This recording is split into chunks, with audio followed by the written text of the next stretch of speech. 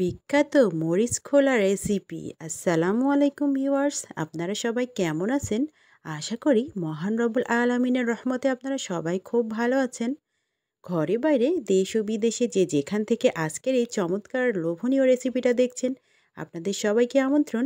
আমি সোনিয়া কুষ্টিয়া থেকে বলছি। আজ আপনাদের সাথে লোভনীয় সুস্বাদু একটা রেসিপি শেয়ার করতে যাচ্ছি।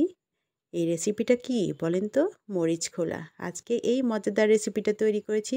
তবে চলো দেখে নেই। এখানে যে উপকরণগুলো লেগেছে: হাফ কাপ পেঁয়াজ কুচি নিয়েছি, 1.5 টেবিল চামচ পরিমাণ রসুন বাটা, 1 টেবিল চামচ পরিমাণ নিয়েছি জিরা বাটা, 2 টেবিল চামচ পরিমাণ নিয়েছি কাঁচামরিচ বাটা, 1.5 টেবিল চামচ সরিষা বাটা। এখানে 1 চা চামচ লবণ নিয়েছি, 1 চা চামচ হলুদের গুঁড়া, 2 চা চামচ নিয়েছি শুকনো মরিচের গুঁড়া, হাফ চা চামচ ধনিয়ার গুঁড়া। এখানে আমি 1 বাটি উঁচু উঁচু করে মাছ নিয়েছি, বাটা মাছ, টাকি মাছ, পুঁটি মাছ, তার সাথে রুই মাছ সব ধুয়ে নিয়েছি।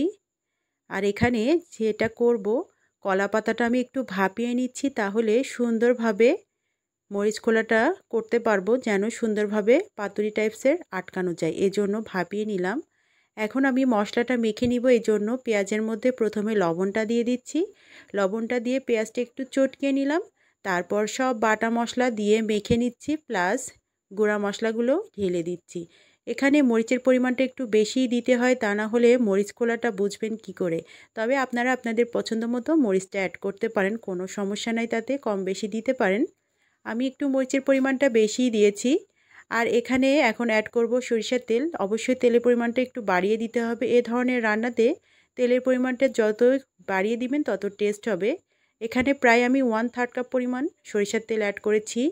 এখন খুব সুন্দর করে তেলটা দিয়ে মেখে নিলাম। এবার একে একে সব মাছগুলো দিয়ে দিচ্ছি। মাছগুলো দিয়ে মশলার সাথে সুন্দর করে মেখে নিব। এখানে আমি বাটা মাছ, টাকি মাছ, রুই মাছের পিসগুলো ছোট ছোট করে কেটে নিয়েছি, আর পুঁটি মাছগুলো শুধু আস্ত রেখেছি। খুব ভালো করে মেখে নিলাম। মেখে নেওয়ার পর এখন কলা পাতাগুলোকে সুন্দরভাবে এভাবে বিছিয়ে নিচ্ছি। তারপর এই মেখে রাখা মাছটাকে দিয়ে দিব এর মধ্যে। তবে আপনারা চাইলে আপনাদের পছন্দ মতো মাছ দিয়েও করতে পারেন। আমি এর আগে ছোট মাছ দিয়ে এই মরিচ খোলাটা করেছিলাম, আর আজকে করলাম পাঁচমিশালি মাছ দিয়ে। তবে পাঁচমিশালি মাছের মরিচ খোলাটার টেস্ট হয় কিন্তু দারুণ। বন্ধুরা একবার করে দেখতে পারেন। নতুন বন্ধু যারা ভিজিট করছেন আজকে আমার চ্যানেলটা, রেসিপিটা যদি ভালো লাগে অবশ্যই আমার সাথেই থেকে যাবেন। চ্যানেলটা সাবস্ক্রাইব করে আমার পাশে থাকবেন, আর নোটিফিকেশন বেলটা প্রেস করে রাখবেন, তাহলে নতুন ভিডিও আপলোড করার সাথে সাথেই পেয়ে যাবেন। এখন খুব সুন্দরভাবে আমি কলা পাতা দিয়ে মাছটাকে মুড়িয়ে নিব। ভালোভাবে মোড়ানোর পরে সুতা দিয়ে বেঁধে নিয়েছি খুব টাইট করে, যেন মশলাগুলো বের হয়ে না যায় বা তেলটাও বের হয়ে না যায়। এখন এটাকে রান্না করে নিব। এই জন্য একটা কড়াই ফ্রি হিট করে নিলাম। এখন দিয়ে দিচ্ছি 1 টেবিল চামচ পরিমাণ সরিষার তেল। তেলটা দেওয়ার পর এই পাতুরিটা দিয়ে দিচ্ছি, পাতুরি বা মরিচ খোলা যেটাই বলেন, দিয়ে দিলাম। এবার ঢাকনা দিয়ে ঢেকে আমি 10 মিনিট একদম মিডিয়াম টু লো হিটে চুলা রেখেছি। 10 মিনিট পর এটা উল্টে দিলাম। উল্টে দিয়ে ঠিক একইভাবে আবার লো হিটে চুলাটা রেখে আমি 10 মিনিট আবার কুক করে নিব। 10 মিনিট পর আমার মরিচ খোলাটা রেডি হয়ে গিয়েছে।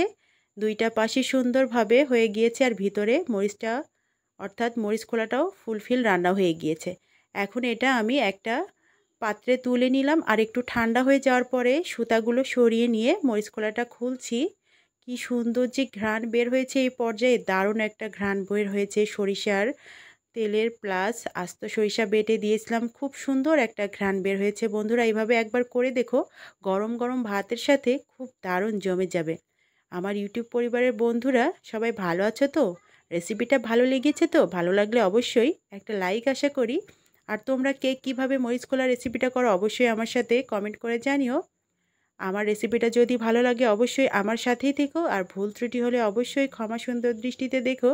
গরম গরম ভাতের সাথে ঝটপট কিন্তু এভাবে মরিচ খোলা তৈরি করে সবাইকে তাক লাগিয়ে দিতে পারো। সবাই ভালো থেকো, সুস্থ থেকো। আল্লাহ হাফেজ।